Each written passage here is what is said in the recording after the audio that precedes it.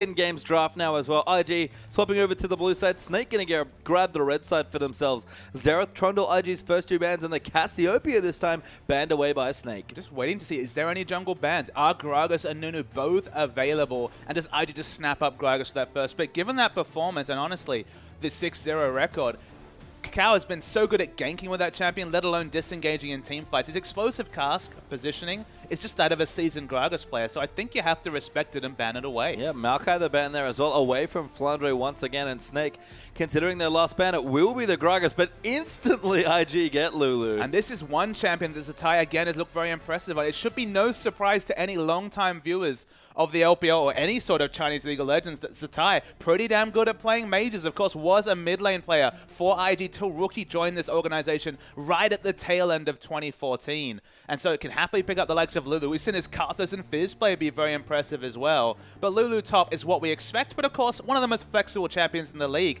And against a team like Snake, who love to play Juggermore, build up the Draven, build up the Jinx. They play lots of Protect the Crystal comps. Taking away Lulu puts a dampener on even a lineup that looks impressive with the likes of Jinx, of Janna and Nunu in the first two picks. Yeah, Snake at their honestly prime first two picks, you have to say, in the Janna and the Nunu.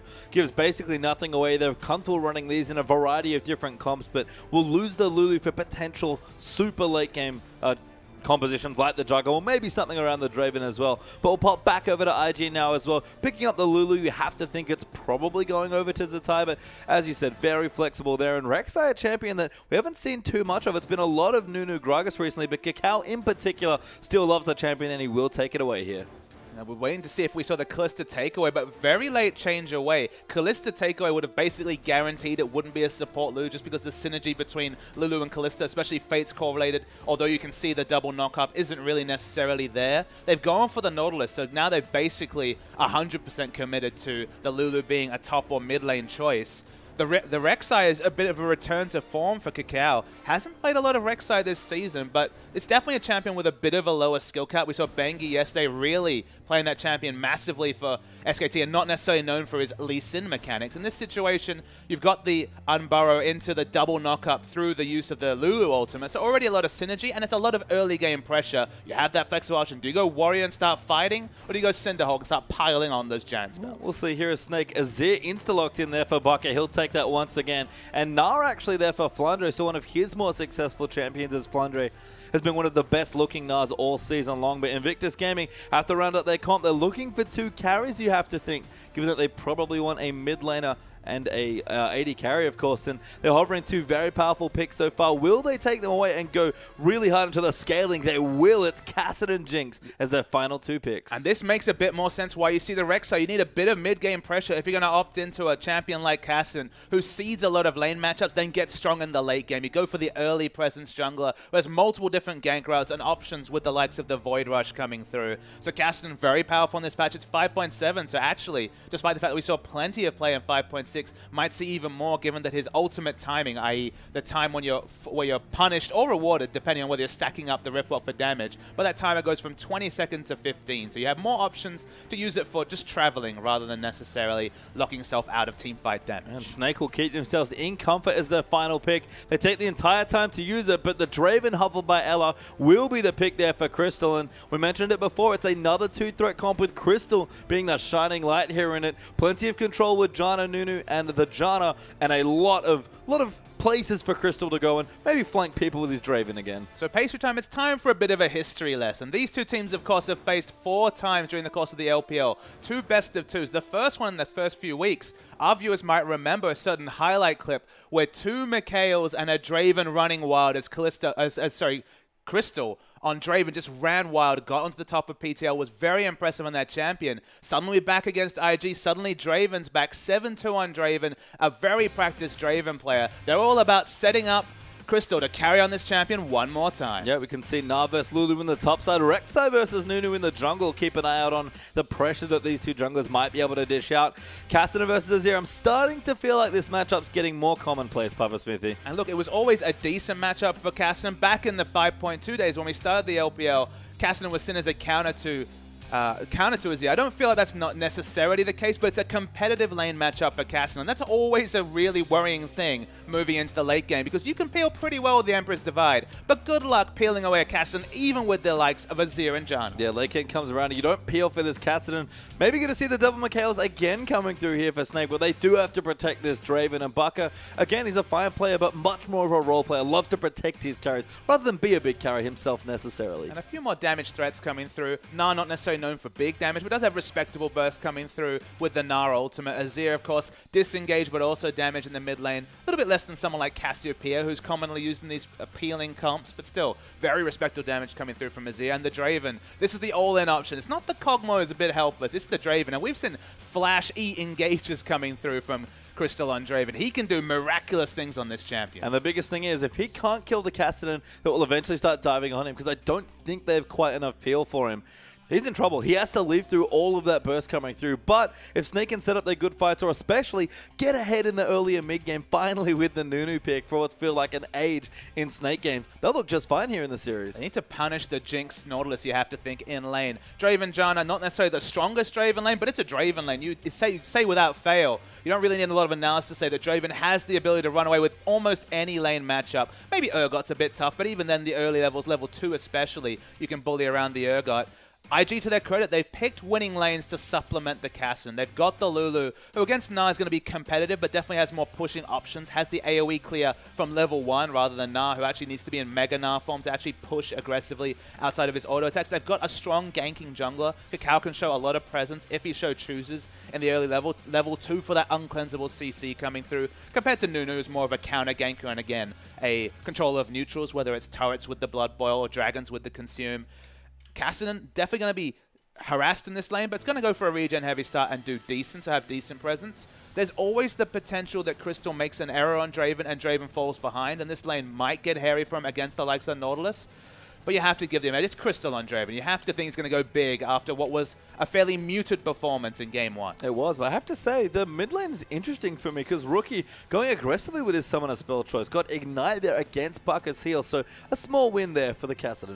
Maybe Rookie's just looking to do his best Pawn impression. Of course, Pawn playing for EDG in his big comeback. Went for the Sheen as an early option. Didn't necessarily build into a Lich Bane. Was still going to build towards a Rod of Ages, but went for an earlier Power Spike. Had the Ignite, had the Sheen proc.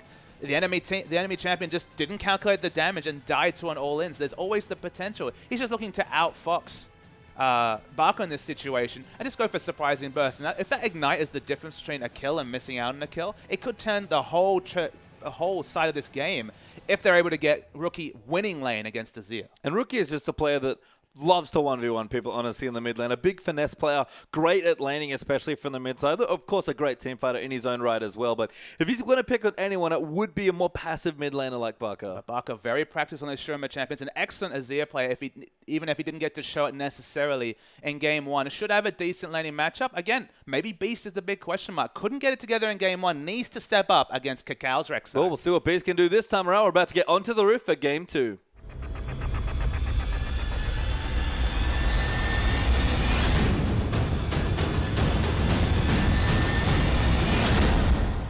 And welcome onto the Rift here as Kid and Kitty is going to take the Krugs down to the bottom side, but we do have a slight pause here to start our game.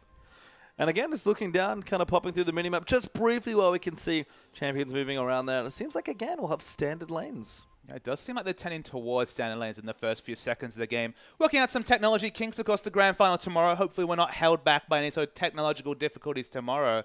Standard lanes, you have to think bodes well for the Draven. You always expect it. Janna, honestly, waiting for Draven to hit level 2, throw on that Eye of the Storm and let him go wild with the axes. And Crystal does love to go wild with those axes. We've seen his very aggressive Draven play before.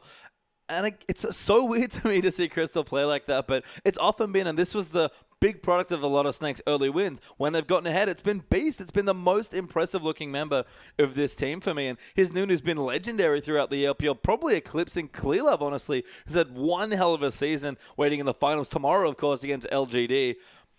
Beast is a great player, and he looks to dictate to a lot of different teams, but Kakao definitely had his number in Game 1, so we'll see if he has a change here, now that we're back in standard lanes especially. Honestly, these two Korean imports are really the big unexpected revelations of the 2015 LPL split. Both Beast and Ella have been so surprising despite coming from unfancied backgrounds, do Big File Miracle and smaller teams rather than necessarily the superstar names like the Katie Rolls to Arrows, like current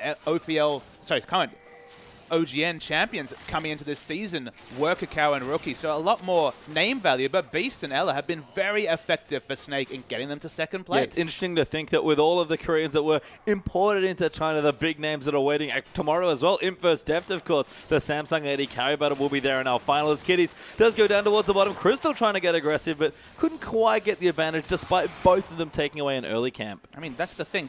They're probably top 10 players of the Korean imports this season. There was, quite a few of them. But the fact that they're up there with names, maybe ahead of people like Lupa who've struggled in this season, it's big credit to Snake and their scouting department for picking up these unfancied players that have really gelled so well to set up Snake's carries. Yeah, and they've looked good as a team. They've kept their roster consistent. As we do have another pause here as well. And that was the thing I wanted to mention coming into the series, actually, is that Snake's roster, came together late last year, I believe, just before the LPL season started, but after they'd already qualified. A new roster and have now played together for an entire split. IG have changed up so much in just one split, finally settling on this roster here, and who knows what potential changes will happen moving into the next split for this team.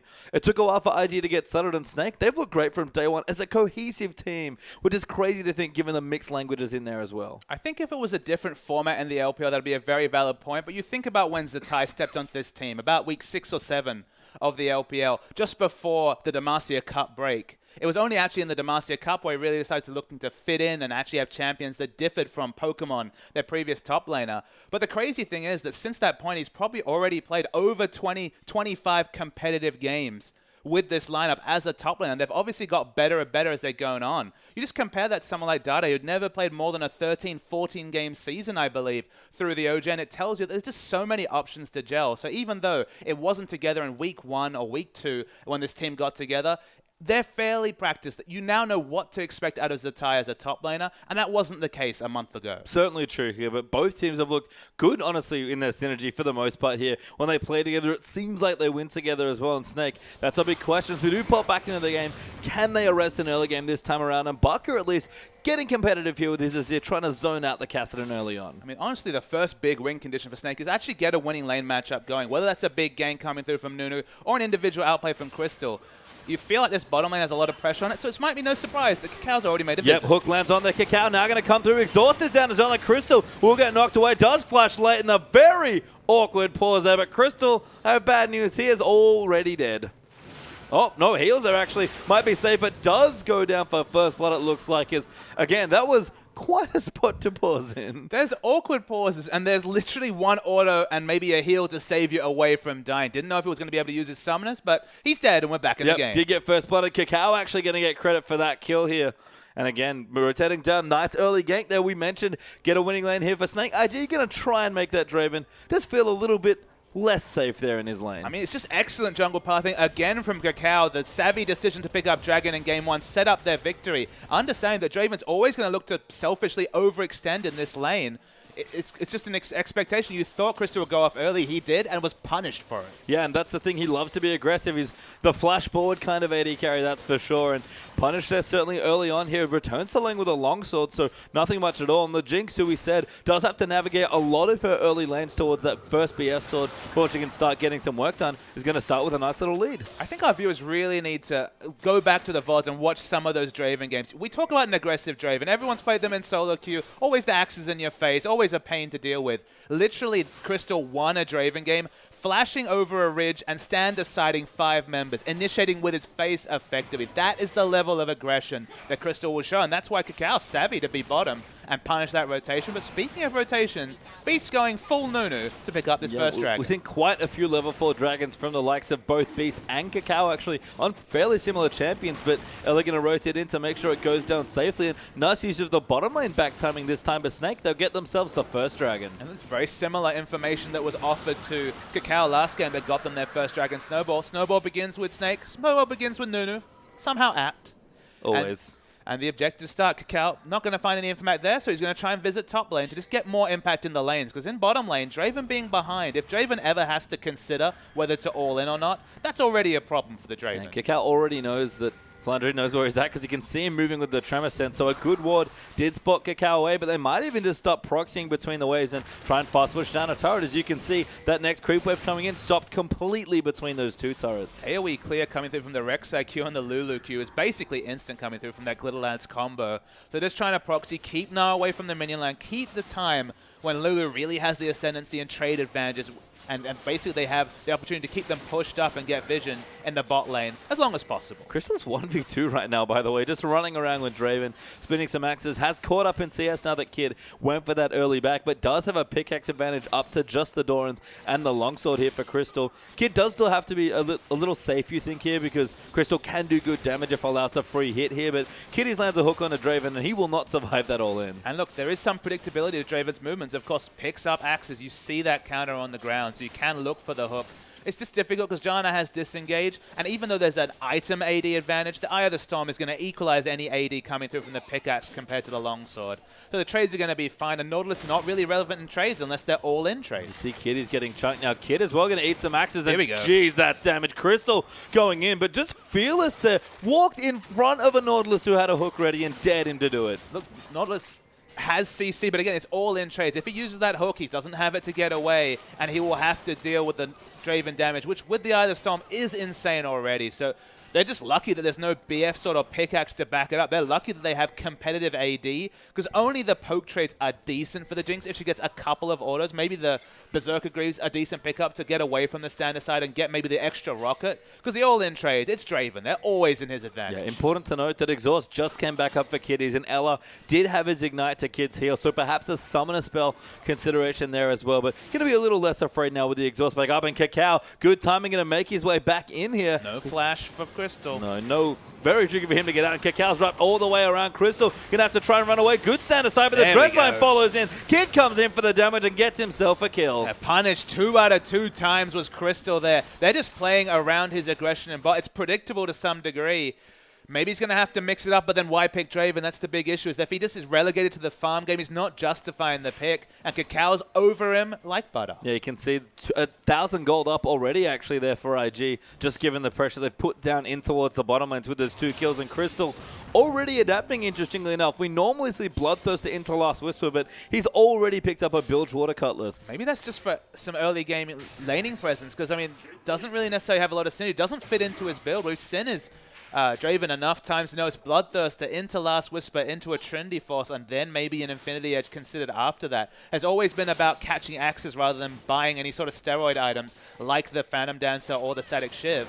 Lulu's overextended, but difficult to kill. Key skill shot missed there by Flandre. Might flash in for the ulti though. The Die has to be careful. Has to walk through. Great scoop back there for the time. Massive damage from the Absolute Zero, and wonderfully played gives Nunu a kill. And Flandre was super smart to know that the chances of actually getting the wall stun were minimal, but just opening up distance into the channel was very savvy play from Flandre. So they get the answering kill and top. One of my other worries though, Pastry Time, is that Rookie is doing more than competitive in the mid lane as Kakao made a bit of a misfire. Yep, donated the blue over to himself. Not particularly charitable there, so Rookie will miss out on that one as Bucko returns to his lane, working on his Athenes once again here. Charles plus Amptome already done to the Ruby Crystal plus that early blasting one. Honestly, if I was Rookie, I'd say, all right, you've got the blue buff. Go get me the enemy blue buff, because he was actually winning in CS values against Barca. Barca having to respect the fact that Kakao had been seen so present. When you see the enemy jungler affecting other lanes, you know that he's got that aggressive mindset. You have to play more defensively.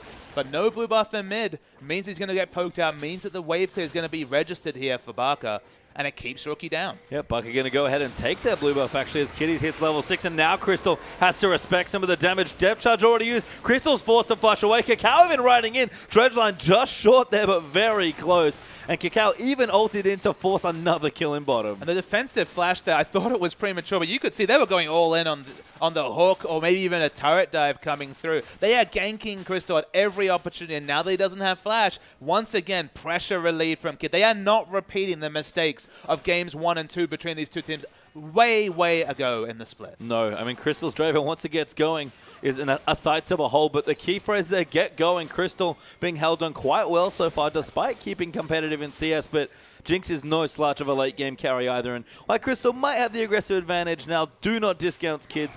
mid to late game power once he gets going. And it's worth noting, it's an emergency item build that doesn't necessarily fit into any obvious Draven items. Blade of the Ruined King Draven doesn't necessarily strike me as a particularly scary build. He's never built attack speed, so the attack speed is going to be, I mean, obviously valuable to an extent, but it's not going to be multiplied by any crit or anything like that. And the AD scale on his Q is high. Cal visits mid, but Baka, as has been the case this whole laning phase, is on the defensive. Yeah, good dash away there. Actually, a bit behind in CS, but only 10 downs. Not too shabby there as Beast throw a snowball at Kakao. Going to clear out some vision because Dragon is back up in 15 seconds. That's the only thing that Beast has really been able to get going is the top lane gank and this Dragon. Beast's individual performance has been just fine, but Kakao has been all over bottom lane, and the snowball and the ganks have been working effectively. So that's the reason why we see actually a Jinx winning in CS against a Draven. The tie forced out by Flandre, interestingly enough, so has to go back. Might even get dove here by the Meganar, but not quite yet as Kakao still down the bottom side trying to get it done. But Beast in here for the counter gank, but unfortunately for him, sitting straight on top of a board. Seeing on one, you're right. The tie's really struggling in this matchup. Wasn't expecting that, but there was always going to be a tipping item point. And it seems like Hexdrink is just enough to really disregard the magic damage and stand up to trades from the Lulu. I mean, he wants to keep him there if he can, because Dragon, I think, is what Snake's looking for next year. It's a little bit tenuous to try and take it out now, given how much strength Kakao has shown in the bottom side of the map. And as a result, he'll give it up. But Crystal going to get hooked up. He has to stand and fight now, going in onto Kid, but can't find enough. Jana will just peel away on Crystal. Safe for now, going to last steal up very healthily. Honestly, Kid's mechanics let him down. That situation is in the mid. Kakao in trouble. Baka launches him back into the turret, but an attempted gank goes a little awry, but Baka, no hope of a kill there. Yeah, just returning to Kid, actually stayed in rocket form too long, would have got 3-4 more autos, then cancelled his first machine gun auto. Just wasn't able to do realistic trade damage in that situation. Although they didn't use the depth charge, it was a trade that should have opened up an effective health advantage between the carries. Yeah, Beast on top of a ward now as well. Once again, tries to come to the bottom lane, sneak his way in, and is getting spotted here. So Kid and Kitties will play nice and defensively. Kakao in the area as well. If they want to opt in for a counter gank. And Kitties with the shield on there, pretty tanky here. Crystal trying to poke in, bait them into a fight, but they already know Beast is waiting down there. Rek'Sai can just go back. Already had the Cinderhulk complete, so it's definitely going to be the health stacking coming through from the Rek'Sai. Not necessarily going to go for the Warrior in chat. Probably scales into late game better when you're going to be more of a utility tank, even if you do have the extra AD and armor pen from the Warrior. So fits the build, and of course you still have excellent clear thanks to the Cinderhulk. Yeah, that ward's dropped now as well on the bottom side, so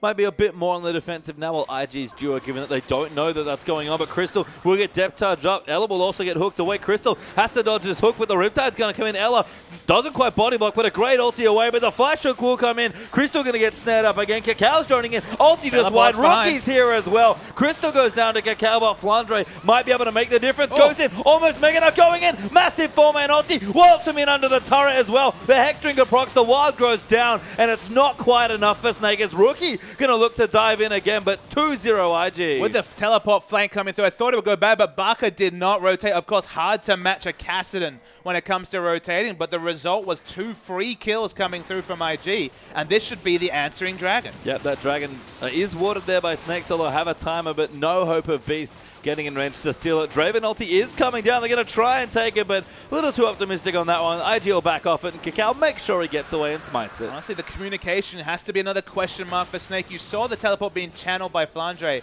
Needed to communicate with Baka and understand that there was no point contesting. Was only ever going to give an extra kill because Azir just wasn't in the area. Beast there going to get spotted out by a Praise Seeker, but just walking into the jungle, trying to get some wards down. No sight stone, interestingly, yet for Beast. Actually just has some consumable standard wards being picked up here, but trying to get some vision. Now we'll collapse the tunnel and take away the Raptor, but Blue Buff should go over to Rookie this time around. Unless Kakao fancies himself another one. I really like the build coming through. I mentioned the boots too coming through from Jinx. Kid has finished the Berserker Greaves. It's always been a pretty standard thing on Jinx because the movement speed and attack speed interacts really well with orb walking around your rocket form. But in this situation, it just means that even if he takes a couple of axes from Crystal, you do get a bit of trade damage with your effective range advantage with the Draven, just to ensure that trades aren't landslide at the advantage of the all-in trade specialist Draven. And you can see Kid and Kitty's doing just fine here, up slightly in CS after taking away the Krugs, but keeping up very nicely as Draven has actually completed a Blade of the Ruined King. So I have to assume pretty scared of Kakao and Rookie diving in. We talked about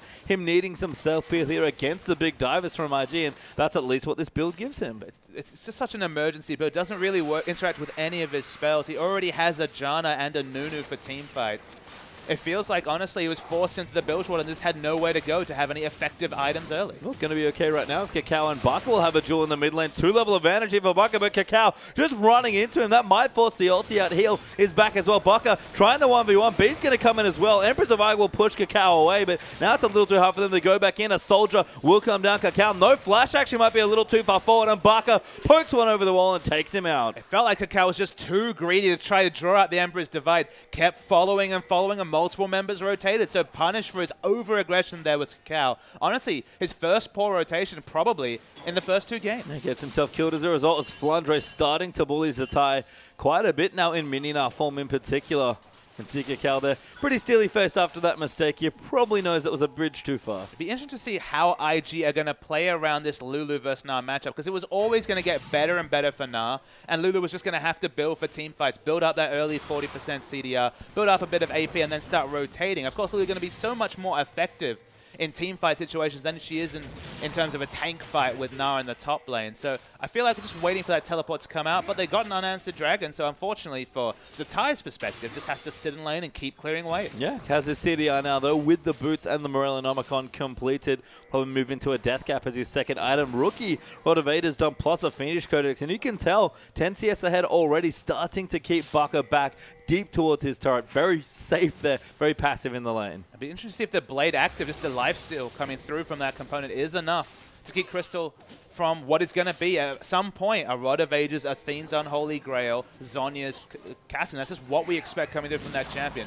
It's a smart rotation. Rookie, though, got super aggressive. Great rotation. Rookie, yeah, far too deep. Hackshax has to back away there. Beast will flash in after him. Now Kakao, maybe the next target is Kitties. Will maybe have caught out Beast here. No flash for Nunu means he has to run away, but there's a Sun Turret protecting them as well, and Beast will just walk casually out. It's the happiest trade of your life, trading a jungler's flash for the Castans of all things. Suddenly, Crystal's life is that much safer. He had to deal with Kakao opening up pressure on bottom, forcing his summoners, killing him multiple times. Finally gets an assist from his own jungler, as no flash on Castan will be relevant in the next fight. You can look at the gold lead now, actually, with a tower taken out. That tower, sorry, taken out in the mid lane. Only 1,000 up here for IG. Will make it about 2,000 up now, as they do take the bottom turret away from themselves for their first. But pretty even here in kills, very even in Dragons, and the towers bit equalized as well. Means for all the advantage that IG have started to build up, it's actually not that big of a lead so far. It is really difficult to kind of put a value on how important it is that Jinx is 1,000 gold ahead of Draven. You might think, okay, he's 1,000 gold ahead, that's the value. But the big consideration here is that Draven should win this lane in a landslide fashion. He should be dominating. He should be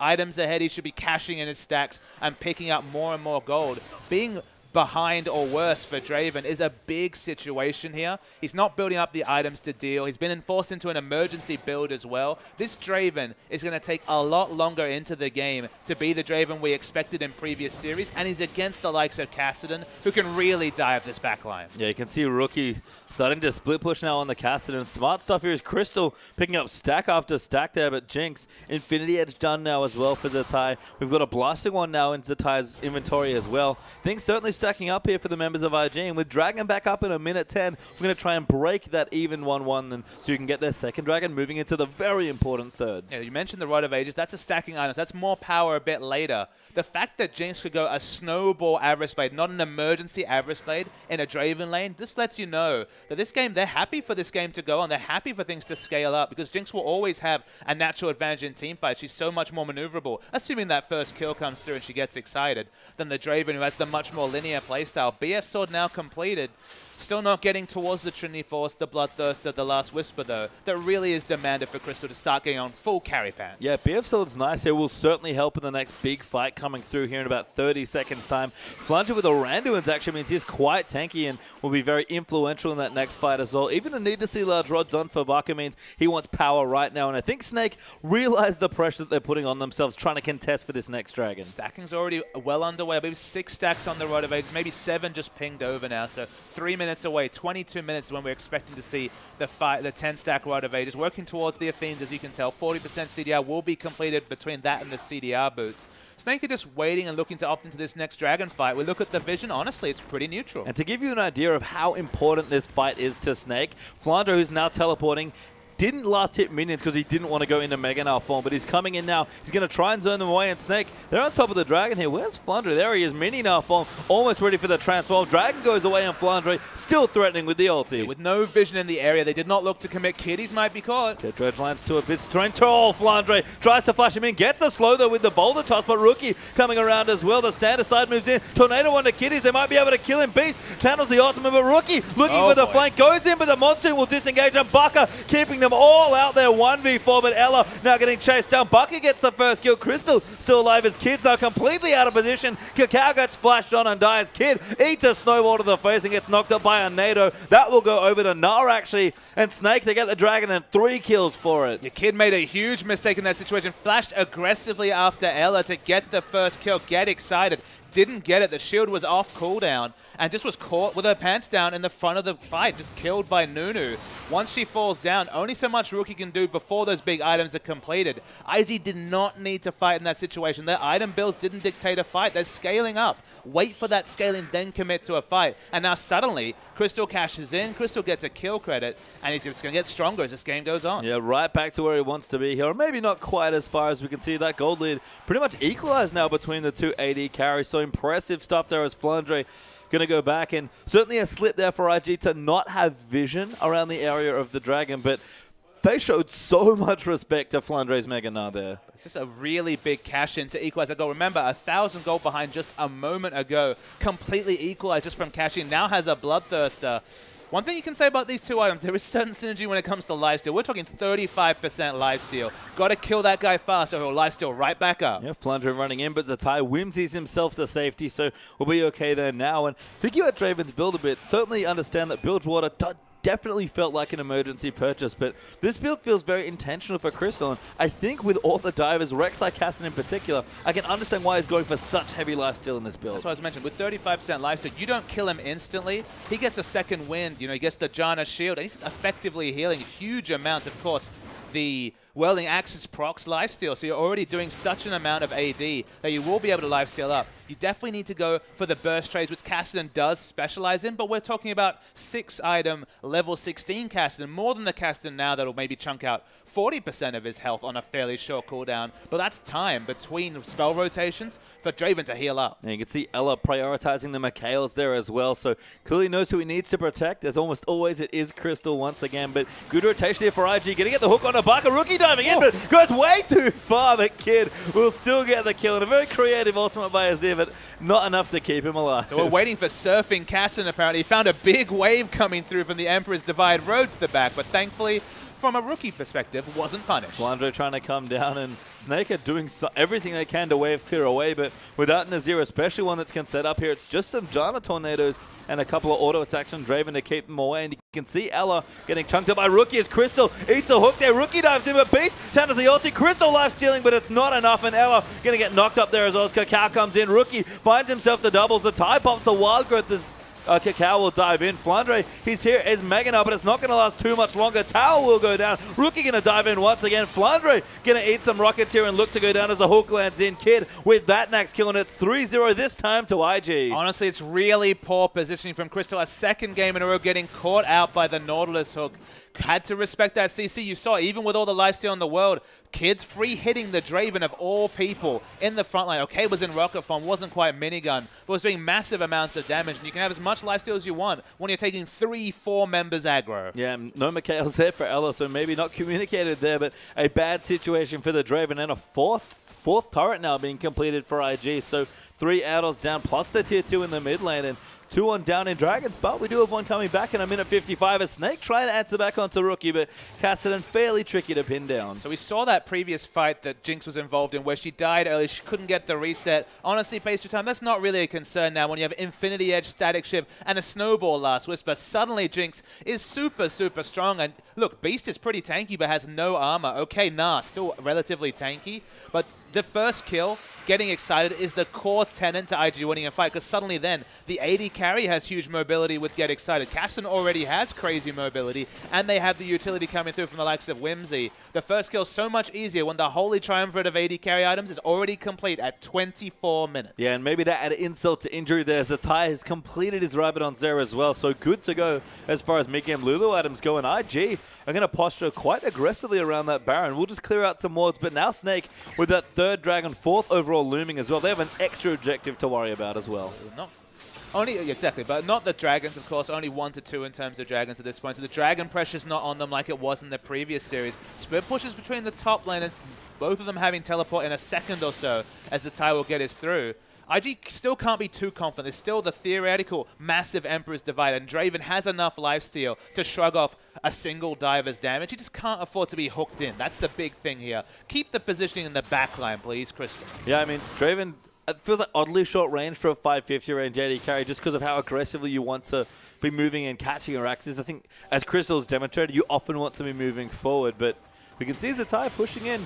Baka will clear him out, actually puts him straight back into the turret, and Zatai with his ult, he might have to use it. Baka's doing good damage now with that Stinger, and he'll keep chasing through, but Dragon looking to go over to IG as Baka's still chasing in, and Zatai gets himself away, but crucially IG are going to equalize the Dragons as well. Yeah, the soldiers are just too far behind. Felt like when you have the ball behind you as Orianna and watch them slowly move forward. So no kill pressure, does get the ultimate out, but doesn't actually even get the flash from Zatai in this situation. That ult, 40% CDR, is on a super short cooldown. He's going to have to walk his way back down, and no Dragon picked up. My mistake was actually spawning there as IG at least got to clear up vision in the area, but we'll have a full-on 5v5 for this, you have to think. Rookie pushing down the bottom. That's going to leave Flandre there to try and push it out, and he'll build up a bit more rage. He's ready now, actually, to transform into Meganar. Has good rage management there, and Snake, they're going to get on top of the Dragon. First poke did half of Ella's health just coming through from the zap.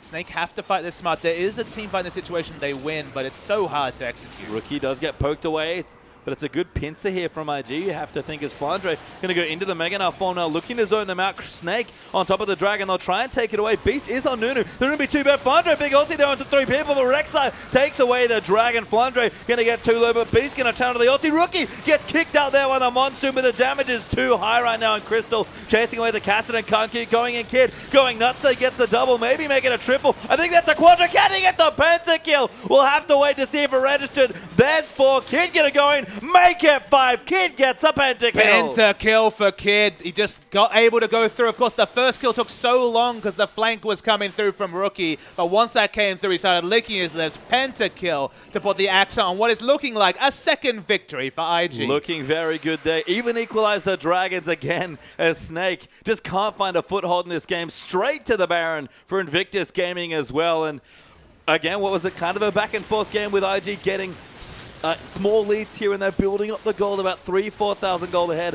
All of a sudden catapulted up to about 7k ahead. Gonna be more when the Baron goes down as well, and one last shot might be coming through for IG as Snake have to defend so hard. And after a pentakill, you might be forgiven thinking, okay, this is the Kid hard carry, but it's all about Cacao equalizing what is super tough bottom lane matchup against the Draven Janna. So many visits to bot. Every time Crystal thought, okay, he was just here, I can overextend for damage, finally get that lane control I need. He was punished multiple times, although we're going to see the replay of the pentakill coming through. Kid's actually womboed, but there's just not any other dive damage to come through. At this point, the fight's looking okay, but the burst comes through. Flandre takes so much damage with the last Whisper completed, and as the fight continues into minigun form, so much better switching between the rocket launcher and minigun. Barker gets taken down. We're wondering, where is that 5th member? Nunu trying to sneakily recall. Zaps enough, and that's pentakill for Kid. I have to say, big credit to Kid there for using his ultimate very intelligently. Basically assassinated Flandre with it after he dove in, and that was the reset he needed to just take the rest of the fight. It's one of the few times I wish we could see the kill credit score just to see how much damage that super mega death rocket did, because Flandre had a lot of health. But with the missing health damage coming through from that item, with the 4 items coming through now, of course, with the extra BF sword working towards,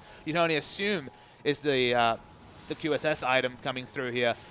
You just have to feel like Jinx at this point is just God mode when it comes to damage. There's a tie even pressuring as well. The Baron Cannon helping him out quite a bit here as he just pokes him with a Sheen now, going for the aggressive Lulu option of a Lich Bane third. Given the pace of the game, can't really blame him. Looking down as well, Rookie's now building up towards the Zhonya's, but does have his Rod Evaders fully stacked and an Athene's. Flandre will try and zone Zatai out, but 2 levels down still actually in Zatai. Fancies himself a fighter though. Flandre does want to make it a 1v1.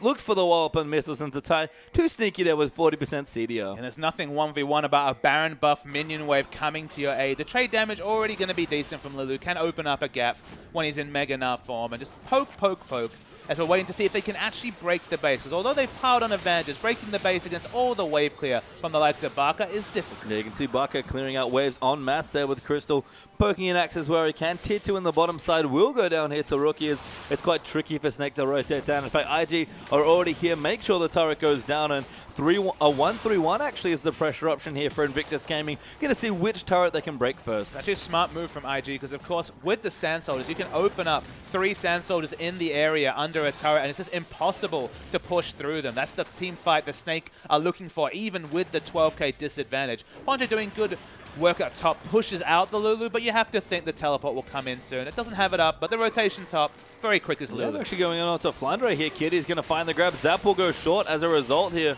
They can't quite get in. Pretty tanky still, even in mini Gnar form. Building in towards the Warmong's. Zatai, though, will go back. They actually traded ultimates in the top, but Zatai with his CDR will beat him to the punch as far as cooldowns going. Again, IG playing patiently, but at this point, that's all they're required to do. The Lich Bane completed from Lulu, you might think is just for the single target damage onto the likes of Crystal, but honestly, with the 1-3-1 we're talking about, excellent turret pressure now coming through from the Lulu with the AP stacking, and now the Lich Bane expecting her to be chunking out the turret when she finally manages to push it against Flandre. We have to remember, only has ranged wave clear in Mega Gnar form. 10,000 gold down to our Snake, and Baron buff has dropped, I believe, so no advantage there for IG, but Dragon coming back, that'll be a third for either team if they can pick it up, and Snake pretty anchored to their base at this point, although a Sun Turret does come down to give them a bit more wiggle room in the mid lane. Going to be tricky here for Snake to get out of their base, and IG can just slowly play around objectives. Although Crystal has found Rookie, or maybe Rookie's found him. Zhonya's out there as well. Nautilus coming through, and Draven, nowhere good to go, gives Rookie a kill. And the big issue with this build is, although the double lifesteal was looking apt given how much diving was happening, suddenly you have no steroids whatsoever, not even a Trinity Force at this point to justify the juggling of axes. Decent AD scaling coming through from the Bloodthirster, but this is a super low damage, non-snowball Draven build coming through, which is usually an indicator that the Draven's going to be relatively useless in a fight. I mean, it's another late game build for Crystal, you have to think. Much more focused on getting through the early mid game, which is top with all the divers, and just getting to the late game stage where he's always shown he can be strong. The only way I can justify it is that he had the longsword, of course, purchased before his first death, had a second death, realized the only way he could get any sort of effective item lead was with the Bilgewater, was priced into that build just with the item purchase he had. But honestly, it's thrown his build off so far that maybe just getting that Vamp Scepter and sitting on, just getting an extra longsword and not finishing the Bilgewater would have just had the psychological effect of opening up other build paths. Because all he's managed to do this game is put himself in a situation where he's not even the late game Draven his team needs. Unless he gets, what, 2 more? It feels like he needs 2 more items to really justify this build path. Yeah, same situation as last game. Snake trying to hold on and defend with the late game team fights. Although Flandre doing a good job getting Zatai out. Kid and Kitties finally find some free time in the bottom side of the map, and that's a dead inhibitor turret. Absolutely. There was no wave clear there. Azir was at the top side of the map. He's the only one with AoE wave clear coming through from IG, apart from Mega Gnar in Mega Gnar form coming through for Flandre. So just able to push down the turret, get Azir top, push down bottom. Very simple strategy, but well executed by IG. Good stuff here as the Dragon is available, but IG not particularly interested right now. Want to actually take some fights instead. Ella going to get hooked up. That rocket just gets the kill for Kid. Beast going to look to go down here as well. So Zap doesn't snipe him because Rookie is taking it instead. And IG, 2 free kills, going to take the bottom inhibitor. That super mega death rocket did over half the health of Janna. Okay, Janna not the tankiest of champions. That's just a deceptive amount of damage. Shows how far snowballed Kid is. This mid turret's going to come down soon, and you have to think shortly the game for Snake. Yeah, 4 damage items done for Snake. Second inhib's going to fall as well. Rookie going in deep there onto Baka. Wild growth there from the Zatai, and Snake already tapped the mat. Another surrender as IG were all but winning there in the inevitable last push, and Crystal takes a big, deep breath there. That's 2 games in a row. He's not been able to find a foothold, and Snake now find themselves down 0-2 in the best of 5. And Crystal, the equal MVP leader, up there with Def, only a couple points behind, looked for a big performance in his last best of 5 of the season, and honestly has been punished 2 games in a row. Lots of credit early game to Kakao for such smart jungle pathing. Playing Rek'Sai like you can play, so aggressive, he just using that tunnel behind the turret, getting the picks onto Draven when he was overextending for damage, being there multiple times, setting up Kid to have a majestic performance, pentakill coming through on the Jinx, and between Jinx getting that first kill, which was so easy when she had 3-4 AD items, and Cassidy hitting level 16, nothing you can do with Snake. And credit to the IG carries, both Cassidy and the Jinx there for Rookie and Kid look great, but I agree with you, credit to Kakao, who once again held Beast on his Nunu for a second time, just completely down in the jungle. I think we actually have a replay. There's going to be plenty of them coming through this game. There's lots of highlights coming through, but it must be pentakill coming It time, is. I think, pastry time. So Snake, they started onto this dragon. Crucially, look down the cooldowns. Emperor's Divide is not available, and you have to remember that Crystal at this point was a stacking lifesteal. He's not going to have a lot of consistent damage. So we'll roll the tape here. And we're waiting for... And the first kill takes exceptionally long time to come. It's an excellent engage from Flange with the flash now against the wall, but no other follow-up damage. Flange's falling low. The slow comes through, but that damage was crazy to the Nah. Already had 3 items, and then from this fight could get into minigun form. Crystal for a bit there was standing toe-to-toe. He was doing a lot of... getting a lot of lifesteal, but of course multiple members were able to turn. Kid, he found Nunu trying to be very sneaky, to backing in the turret, backing in the grass, and that was the pentakill coming through for Jinx. Yeah, Beast tried to deny the penta, but unsuccessful there in that adventure. Unsuccessful in that adventure, and that's a nice exclamation point as what is looking like a comfortable series for IG. But if we learned anything from LCK action yesterday, Pastry Time, this series isn't over until it's over. Yeah, it isn't indeed, and we are going to go into a quick break, but when we return for Game 3, can Snake keep their dreams alive with a third-place match, or are IG going to get the sweep? We'll find out soon as Game 3 between Snake and IG will be here.